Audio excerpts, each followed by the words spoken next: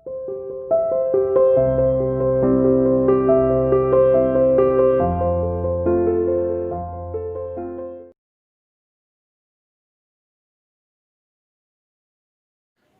Students, तो next chapter vector के बाद अब हम डिस्कस करने वाले हैं मोशन इन ए प्लेन। देखिए, अब तक पहले हम लोगों ने पढ़ा कि मोशन इन स्ट्रेट लाइन, एक स्ट्रेट लाइन में मोशन हो रहा है और वो मोशन एक्सेलरेटेड भी हो सकता है, वो मोशन यूनिफॉर्म भी हो सकता है। तो अभी तक जो हम लोग करते चले आ रहे थे, पहले हमने पढ़ा है कि motion in a straight line, और अगर कोई मोशन स्ट्रेट लाइन में था तो हम लोगों ने उसमें पढ़ा कि वहाँ पर एक्सेलरेशन होता है। और एक्सेलरेशन क्या होता है? एक्सेलरेशन पढ़ा था, वो होता है change in velocity upon change in time. Velocity और टाइम का आपस में चेंज का ratio, that is called acceleration. हमने यहाँ पर ये पढ़ा कि एक वेलोसिटी देते हैं, फाइनल वेलोसिटी होती है v, एक इनिशियल वेलोसिटी होती है u, और एक्सेलरेटेड मोशन होता है। तो इस कारण से 3 इक्वेशंस हम लोगों ने पढ़ी थी in horizontal case, that is v is equals to u plus at, s is equals to ut plus half at square, और एक पढ़ी थी v square minus u square equals to 2as। तो कुल मिला के इससे पहले अभी तक हम लोगों ने जो पढ़ा वो क्या था? Motion in a straight line, एक लाइन के अंदर मोशन हो रहा है। सेकंड केस हम लोगों ने तब ये भी पढ़ा था कि अगर यही मोशन ऐसे होने की जगह वर्टिकली अपवर्ड होना शुरू कर दे, मीन्स ऐसे सिंगल एक्सिस चेंज हो, वाई एक्सिस, तो हम लोगों ने कहा अगर मोशन इस तरह से सिंगल लाइन में होने की जगह मोशन हो रहा है वर्टिकल लाइन में अपवर्ड या वर्टिकल लाइन में डाउनवर्ड, तो बाकी चीज़ें तो सेम रहेंगी, केवल चेंज क्या होगा? अगर अपवर्ड हो रहा है तो एक्सेलरेशन माइनस जी हो जाएगा, और अगर डाउनवर्ड हो रहा है तो acceleration is equals to plus G.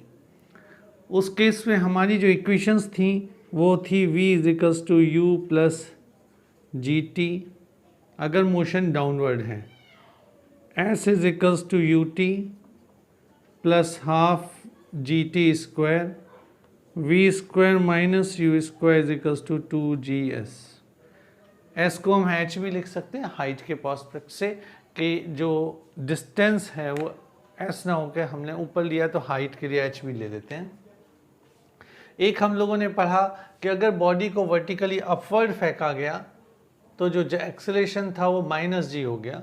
उस केस में हमारी इक्वेशंस चेंज होती हैं कि v is equals to u minus g t, h is equals to u t minus half g t square, v square minus u square is equals to 2gh।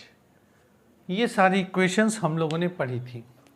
लेकिन अब जो हम शुरू करने वाले हैं आज से वो थोड़ा सा डिफरेंट केस है। उसमें हम क्या पढ़ेंगे कि मोशन जो होगा उसमें हम साथ साथ वर्टिकल मोशन भी करेंगे और हॉरिजॉन्टल मोशन भी करेंगे। इसको हम कहते हैं मोशन इन 2 डायमेंशन, या हम कह सकते हैं मोशन इन ए प्लेन।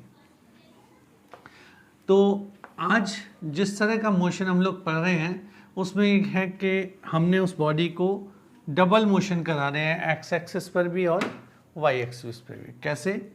देखिए, अगर मैं मोशन कराता हूँ, मैंने कोई बॉडी दी, एक टावर से हाइट से प्रोजेक्ट कराई, इस तरह से फेंक दी, तो बॉडी कैसे चलेगी? उसका पाथ करीब ये होगा। तो बेटा आप देख पा रहे हैं कि पाथ कैसा होगा कि उसका पाथ एक्स एक्सिस पर भी होगा, यानी वो इस डायरेक्शन में भी मूव करी, वो नीचे भी आई यानी वर्टिकल डायरेक्शन में भी मूव उसने किया। इट मीन्स इस टाइप के मोशन में 2 डायमेंशनल मोशन हुआ, 2 डायमेंशन ट्रेवल हुई, एक हॉरिजॉन्टल मोशन ट्रेवल हुआ, एक एंगुलर मोशन या हम कह सकते हैं वर्टिकल मोशन भी ट्रेवल हुआ, जिसमें नीचे गई या ऊपर गई। अब इस तरह के मोशन को हम क्या कहते हैं? इस तरह के मोशन को हम कहते हैं प्रोजेक्टाइल। मीन्स प्रोजेक्टाइल क्या हुआ? एक ऐसा मोशन हुआ जिसमें बॉडी को हमने इनिशियली कुछ वेलोसिटी देकर छोड़ दिया। ये मैं मार्कर ले रहा हूँ, मैंने ऐसे करके छोड़ दिया, तो आपने देखा ये ऐसे करके ट्रैवल किया। कैसे? ऐसे। तो ये जब इधर से गया और यहाँ आता है, इस कंडीशन को हम क्या कहेंगे, इसको हम कह रहे हैं प्रोजेक्टाइल। यहाँ पर दो तरह का प्रोजेक्टाइल हो रहा है। देखो, एक तरह का प्रोजेक्टाइल हो रहा है जब मैं बॉडी को एंगुलर नीचे से फेंक रहा हूँ हॉरिजॉन्टली ऊपर प्लेन से, इस तरह से मैंने किसी बॉडी को हॉरिजॉन्टल प्लेन से कुछ एंगल बनाते हुए, थीटा एंगल बनाते हुए, इनिशियल कुछ वेलोसिटी देते हुए छोड़ दिया। छोड़ने के बाद वो ऊपर गई, अपनी मैक्सिमम हाइट तक पहुंची, फिर नीचे आई। इस दौरान उसने वर्टिकल मोशन भी ट्रेवल किया, ऊपर जाने का और नीचे आने का। उस दौरान उसने हॉरिजॉन्टल मोशन भी किया, यहाँ से लेके आगे तक जाने का। इन दोनों ही केसेस में आप देख रहे हैं 2 डायमेंशनल मोशन हो रहा है, वर्टिकल हॉरिजॉन्टल दोनों। यहाँ पर भी आप देख रहे हो 2 डायमेंशनल मोशन हो रहा है, हॉरिजॉन्टल ये रहा और वर्टिकल ये रहा। इसको हम कहते हैं प्रोजेक्टाइल मोशन।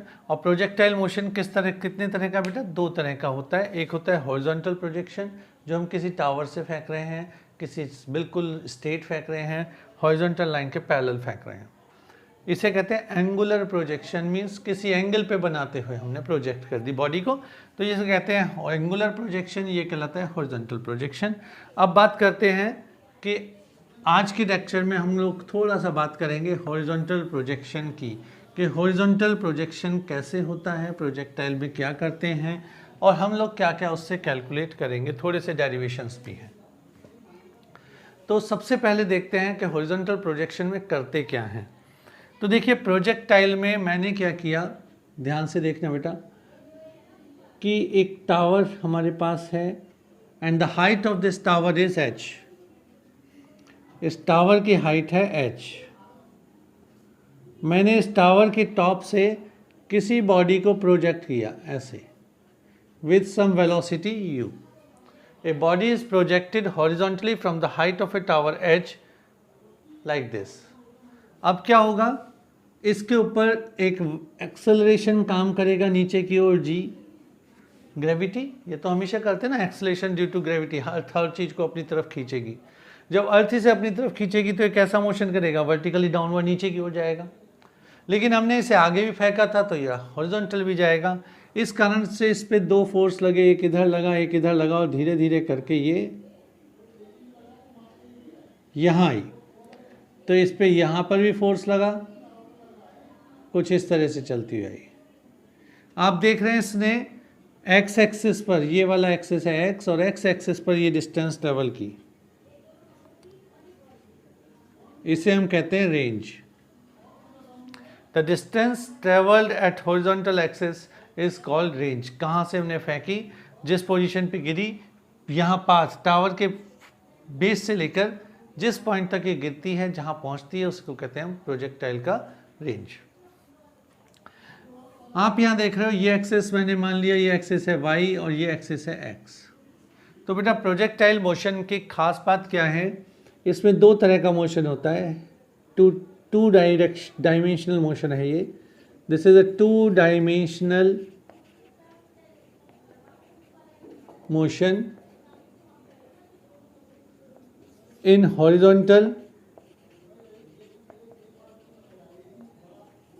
हॉरिजॉन्टल यानी एक्स एक्सिस पर क्या हो रहा है, the motion is uniform. The motion is uniform. और अगर मोशन यूनिफॉर्म है, इसका मतलब क्या हुआ, जो हॉरिजॉन्टल डायरेक्शन में वेलोसिटी है ये हमेशा कांस्टेंट रहेगी। इसका मतलब क्या हुआ, the horizontal component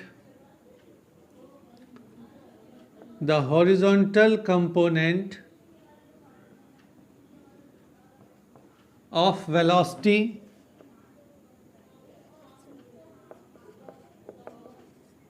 is always constant। इस तरह से हमने क्या कहा कि हॉरिजॉन्टल कंपोनेंट उसका हमेशा कांस्टेंट है, उसकी वेलोसिटी हॉरिजॉन्टल डायरेक्शन में कभी चेंज नहीं होगी।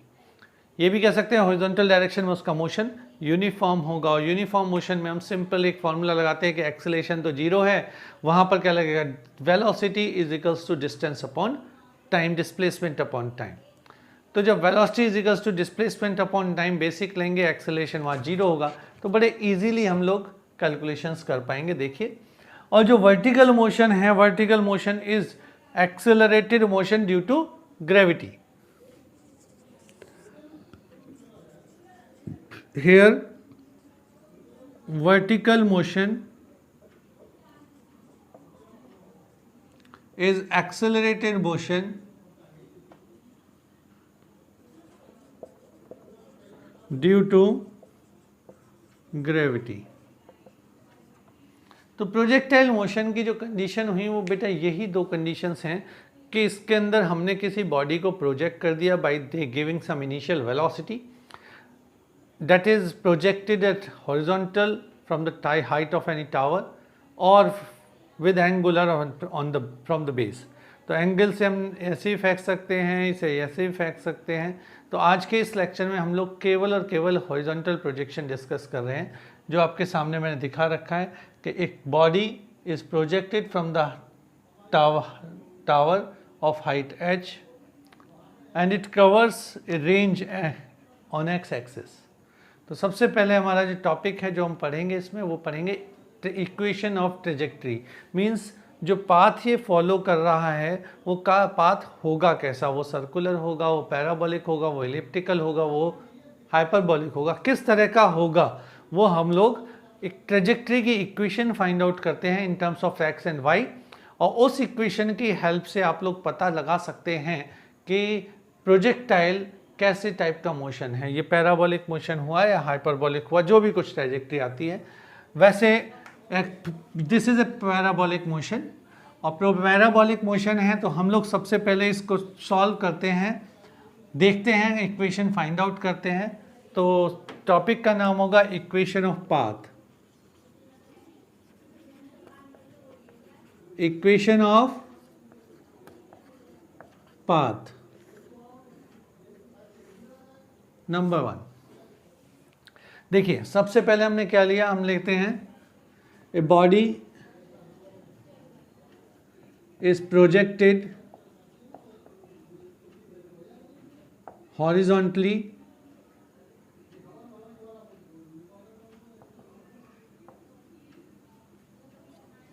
From the height of tower from the top of a tower of height h. किसी हाइट h हाइट के टावर की टॉप से हमने उसे प्रोजेक्ट कर दिया हॉरिजॉन्टली. तो हमने क्या देखा, विद ए वेलोसिटी, साथ में ये भी लिख देते हैं, विद ए वेलोसिटी u. तो बेटा हमारे पास इनिशियल वेलोसिटी क्या आई, सबसे पहले वेलोसिटी है initial velocity ux that is equals to u, जबकि uy क्या होगी, क्योंकि मैंने इसको हॉरिजॉन्टली फेंका है, हॉरिजॉन्टल डायरेक्शन में फेंका है, तो इस डायरेक्शन में जो कंपोनेंट होगा वो uy होगा और इसकी वैल्यू 0 होगी. क्योंकि 90 डिग्री पर वर्टिकल में अगर कोई चीज़ फेंकी तो हॉरिजॉन्टल पे 0 होती है, हॉरिजॉन्टल पे फेंकी तो वर्टिकल पे 0 होगी. Component of velocity at 90 degree is always 0, या component of any physical quantity at 90 degree is 0. 90 degree पर किसी भी फिजिकल क्वांटिटी का कंपोनेंट की वैल्यू 0 होती है. इस कारण से अगर मैंने बॉडी को हॉरिजॉन्टल डायरेक्शन में फेंका तो वर्टिकल कंपोनेंट 0 होगा, वर्टिकल डायरेक्शन में फेंका तो हॉरिजॉन्टल कंपोनेंट 0 होगा. तो यहाँ पर ux की वैल्यू u थी तो uy की कितनी हो जाएगी, 0. मैं बात कर रहा हूँ हॉरिजॉन्टल डायरेक्शन की. तो अब देखिए सबसे पहले हम लेते हैं in horizontal direction. Horizontal direction, अगर मैं इस हॉरिजॉन्टल डायरेक्शन की बात कर रहा हूँ तो ux इज u, एक्सेलरेशन ax कितने हैं, 0. Let t be the time of flight.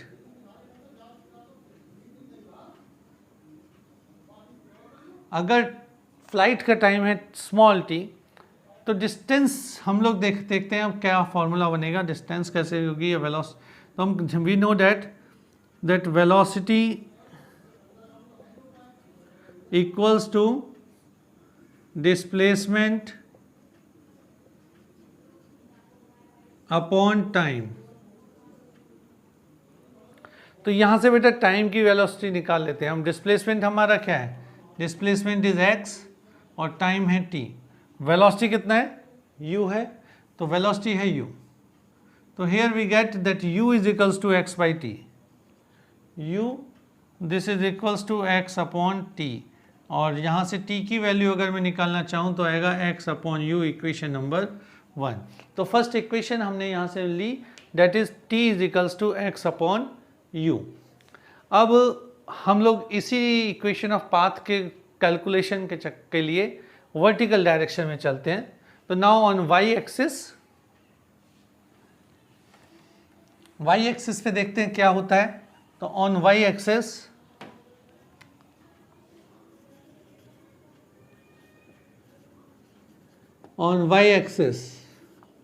क्या होगा, y एक्सिस पर uy that is equals to 0। Acceleration मैंने कहा था कि जो वर्टिकल मोशन होता है ये हमेशा एक्सेलरेटेड मोशन होता है, तो ay की वैल्यू कितनी हो जाएगी, g। हाइट हमने ट्रैवल किया या y एक्सेस पर हम मोशन कर रहे हैं, तो हम जानते हैं कि y is equals to uy into t plus half ay into t square. Value रखिए, uy 0 है तो मैंने इसकी वैल्यू रख दिया 0 प्लस हाफ ay की वैल्यू g और t की value from equation 1 that is x square upon u square. Now आगे क्या आएगा देखते हैं। आप देख पा रहे हो हम ये कैलकुलेट क्या कर रहे हैं, हम कैलकुलेट कर रहे हैं बेटा y, and the y is 1/2 g x square upon u square. So you can observe here that the y equals to half gx square upon u square. The power of x is 2, whereas the power of y is 1. इसको compare करते हैं। हम लोगों ने कुछ पढ़ा था जब हम मैथमेटिकल टूल पढ़ रहे थे, तो एक इक्वेशन पढ़ी थी, इक्वेशन थी x square equals to 4ay sorry x square is equals to 4ay। ये किस चीज की इक्वेशन है, this is equation of parabola. Means x की पावर यहां भी देख रहे हो आप 2 है, यहां भी 2 है, y की पावर यहां भी 1 है, यहां भी 1 है। ऐसा होता है वो अगर कि एक कॉफिशिएंट यानी x की पावर एक x या y में से किसी एक की पावर डबल हो दूसरे की, या तो होता y square equals to 4ax या होगा x square equals to 4ay। तो अगर x square equals to 4ay है या y square equals to 4ax है, ये दोनों ही इक्वेशन किसकी होती है, पैराबोला की। तो by this equation we can say that projectile is a parabolic path. तो equation path shows that the path is parabolic. So trajectory is parabola. ध्यान से देखिए, इसका कई बार हम लोगों ने पूछा हुआ है, इसको कई बार एग्जाम में पूछा जाता है कि find out the equation of trajectory of projectile, और ये भी पता चलता है कि ये शो क्या करता है। तो यहाँ से क्लियर हो रहा है इक्वेशन ऑफ ट्रेजेक्ट्री प्रोजेक्टाइल क्या है, पैराबोलिक इक्वेशन है, पैराबोला शो करती है y square equals to half g x square upon u square. अब नेक्स्ट टॉपिक की तरफ चलते हैं हम लोग कि इसमें टाइम कितना लगता है। अगर मैंने किसी बॉडी को बिल्डिंग से फेंका तो टाइम कितना लगा, नंबर 2 रेंज कितनी हुई, हॉरिजॉन्टली डिस्टेंस वो कितना कवर करेगा, और नंबर 3 उसके मोशन के दौरान किसी भी समय पर उसकी वेलोसिटी क्या होगी। ये कुछ चीज़ें हम लोगों को कैलकुलेट करनी पड़ती हैं कि पूरे मोशन के दौरान किसी भी समय पर उसकी वेलोसिटी क्या होगी, रेंज क्या होगी और टाइम क्या होगा। तो सबसे पहले हम लोग निकालते हैं time of flight. Time of flight, what is time of flight, the time taken in whole motion. ये जो मोशन हमने किया, तो हमने टॉप से फेंका बॉटम तक आया, तो इस दौरान जितना भी टाइम लगा उसे कहते हैं time period. total time taken is called time of flight। जितना भी टाइम उसको लगा वो हम कहते हैं टाइम ऑफ फ्लाइट। कैसे कैलकुलेट करेंगे? देखिए इस डायरेक्शन में मैंने देख लिया कि भाई यहाँ से तो हमने कोई चीज़ फेंकी, कोई फ़ायदा नहीं, क्योंकि एक्स भी हमें नहीं पता कि हम कितनी दूर जा रहे हैं। लेकिन ये पता है the body is projected from the top of a tower of height h। तो हम कह सकते हैं we know that u y की वैल्यू कितनी है? 0। हाइट ऑफ द टावर यानी y की वैल्यू है h be the height of the tower, here h be the height of tower। ठीक है। Acceleration ay that is equals to g, acceleration due to gravity. और time हमें निकालना है, we want to find out the time, the time we want to find out। तो by using second law of equation, by second equation of motion, y equals to u by t plus half a y t square।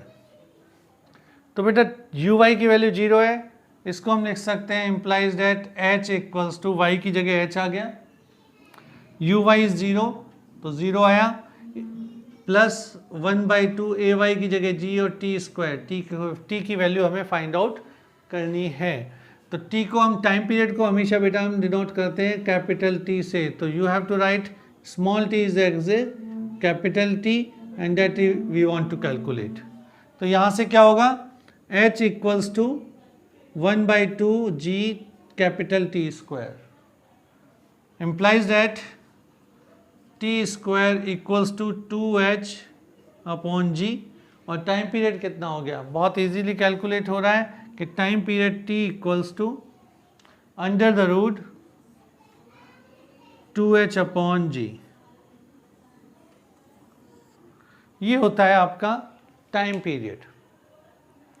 Time period means हमने जिस body को ऊपर से फेंका उसे नीचे तक आने में कितना टाइम लगा। मैंने यहाँ से फेंका, वो ऐसे चली, फिर ऐसे चली और लास्टली ऐसे करते करते बॉटम पे यहाँ आई, अब वो गिर गई। तो इस दौरान कितना टाइम लगा वो हुआ टाइम पीरियड। और यहाँ से यहाँ तक इसकी कितनी दूरी इसने तय करी, ये होती है उसकी रेंज। तो टाइम पीरियड हम कैलकुलेट कर चुके हैं, अब की बार हम करेंगे रेंज। रेंज क्या है? डिस्टेंस या डिस्प्लेसमेंट एट हॉरिजॉन्टल डायरेक्शन। तो इसके लिए हमें कुछ नहीं करना, जो हमने पहले अभी किया था, velocity is equals to displacement upon time, उसको लेके चलते हैं। Now the second topic is range.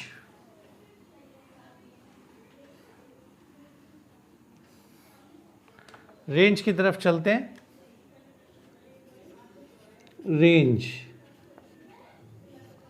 Maximum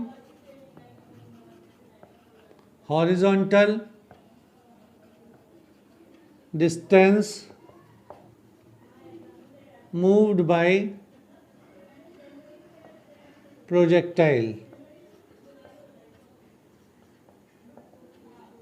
तो प्रोजेक्टाइल मैक्सिमम कितना हॉरिजॉन्टल डिस्टेंस मूव करता है, चलता है, उसे हम कहते हैं रेंज। अभी हम लोगों ने पढ़ा था velocity u x equals to x upon t, time period. तो एक्स हमें निकालना है, एक्स इज कॉल्ड रेंज, इसको r से डिनोट करते हैं। ये x एक्सिस पर हमारी डायरेक्शन, पूरी मोशन डिस्प्लेसमेंट हो गया। इसको हम कहेंगे you x into T. You x कितना है बेटा? u और x t कितना है? अभी देखा था 2h अपॉन जी। तो रेंज का फॉर्मूला हमारे पास क्या आता है? बड़ा सिंपल सा फॉर्मूला आ गया, इजीली हमने कैलकुलेट किया that range equals to under the root u 2h upon g. So this is the formula of range. By the help of this formula you can easily calculate range of a projectile, horizontal projectile. तो अभी हमने देखा, हमने यहाँ पर range calculate किया, हमने यहाँ पर क्या कैलकुलेट किया? हमने यहाँ पर टाइम पीरियड कैलकुलेट किया। अब आज के लेक्चर की लास्ट चीज़ हम लोग कैलकुलेट करते हैं, जो हॉरिजॉन्टल डायरेक्शन के प्रोजेक्शन की सबसे लास्ट और इम्पोर्टेंट चीज़ है, वो कहलाता है velocity at any time t। क्योंकि उस मोशन के दौरान किसी भी समय पर वेलोसिटी अगर पूछी जाए तो कैसे कैलकुलेट होगी, किस फॉर्मूले से कैलकुलेट होगी, ये एक मेथड है बेटा। इसका डेरिवेशन इनके ये ध्यान रखने हैं, क्योंकि ऐसी बहुत सारी प्रॉब्लम्स हमारे पास आती हैं जो कि डायरेक्ट फार्मूले से सॉल्व ना होकर हम लोग मेथड्स जो हमने डेरिवेशन का अडॉप्ट किया है, जो लिया है, उसके हिसाब से होती है। तो अगला है हमारा velocity of projectile eight any time t। किसी भी समय पर उसकी वेलोसिटी निकालनी है। तो मान लीजिए t टाइम बाद वो बॉडी यहाँ पहुँच गई, यहाँ से मैंने प्रोजेक्ट करी, यहाँ पर वो पहुँच गई। मैंने प्रोजेक्ट करी a पॉइंट से, और अब वेलोसिटी मुझे कैलकुलेट करनी है b पॉइंट पर जिस पर वो पहुँची। हमने पहली बात क्या बोली थी? पहली बात थी that horizontal motion is uniform. तो जो यूनिफॉर्म हॉरिजॉन्टल कंपोनेंट है वेलोसिटी का, वो तो हमेशा यू ही रहेगा, तो उस डायरेक्शन में तो एक्सेलरेशन है नहीं। तो सबसे पहले हम यही देखते हैं, इन हॉरिजॉन्टल डायरेक्शन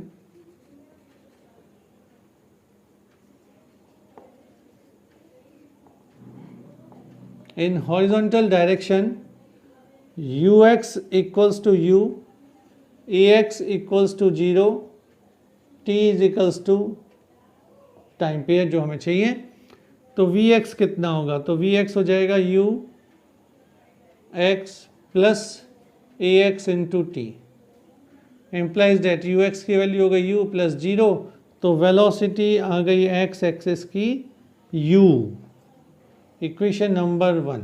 तो हमें यहाँ पर ये पता चल गया कि हमारा हॉरिजॉन्टल कंपोनेंट हमेशा u रहेगा, इस पर एक्सेलरेशन नहीं है। अब देखते हैं वर्टिकल कंपोनेंट क्या होगा, और वर्टिकल कंपोनेंट पे एक्सेलरेशन कितना है? g। So in vertical direction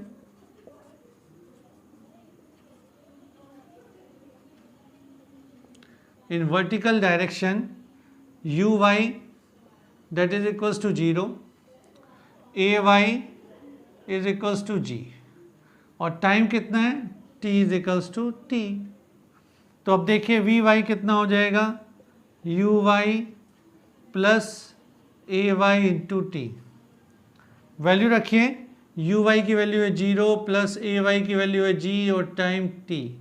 तो vy की वैल्यू आ गई यहाँ से g into T, equation number 2।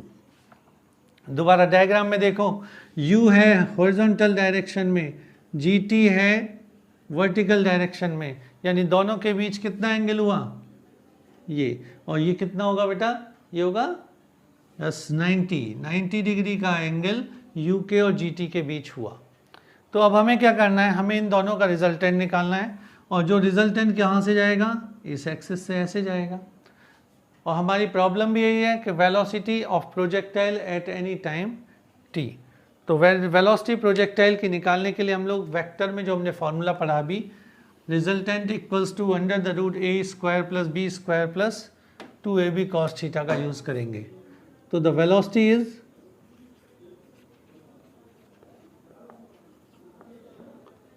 v is equals to under the root vx square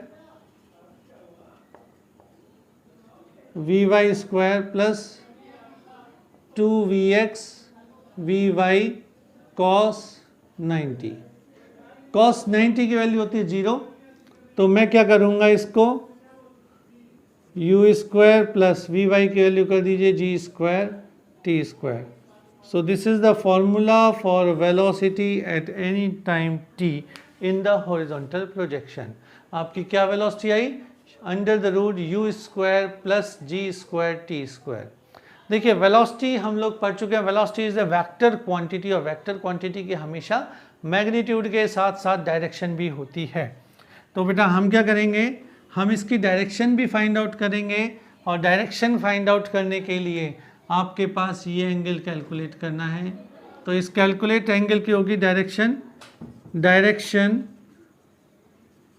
is tan phi that is equals to v y upon v x यानी g t upon u.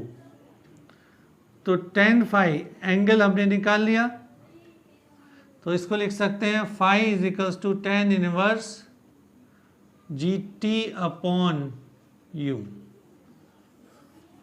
तो इन दो फॉर्मूले, अभी तक हम लोगों ने जो आज के लेक्चर में पढ़े 4 फॉर्मूले पढ़े, इनके हेल्प से हम लोग टोटल हॉरिजॉन्टल डायरेक्शन को डिस्क्राइब कर सकते हैं। मैं दोबारा आज की एक समरी बताता हूँ कि मैंने क्या पढ़ाया। तो हम लोगों ने सबसे पहले पढ़ा कि प्रोजेक्टाइल वो मोशन होता है जो एक 2 डायमेंशनल में होता है। इसमें हॉरिजॉन्टल डायरेक्शन में हमेशा वेलोसिटी कांस्टेंट रहती है, जबकि वर्टिकल डायरेक्शन में velocity acceleration due to gravity यानी स्मॉल जी के कारण वेरिएबल होती है। सबसे पहली चीज हमने इसमें पढ़ी इक्वेशन ऑफ पाथ। और इक्वेशन ऑफ पाथ क्या थी बेटा? y is equals to 1/2 x square upon u square, साथ में g भी था।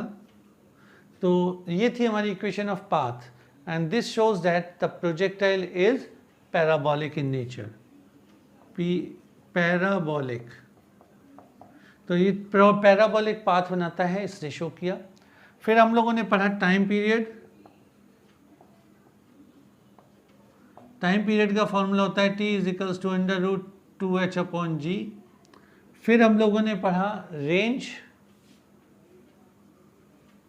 That is r u √2h upon G. उसके बाद हम लोगों ने पढ़ा velocity after time t √u square plus G square T square, और उसकी direction tan phi is equals to gt upon u. So this is all about today's lecture, that is projectile in horizontal direction. ये हमेशा top से करा जाता है। Next lecture में हम इसकी कुछ न्यूमेरिकल्स करेंगे और उससे नेक्स्ट हम लोग डिस्कस करेंगे एंगुलर प्रोजेक्शन। तो ये है 2 डायमेंशनल मोशन या motion in a plane. Okay, revise कीजिए, मेहनत कीजिए, बुक्स की हेल्प से आप थोड़ा सा इसको दोबारा स्टडी करने की कोशिश करिएगा। और जो कोई प्रॉब्लम हो तो कभी भी प्रॉब्लम पूछते में घबराना मत। All the best.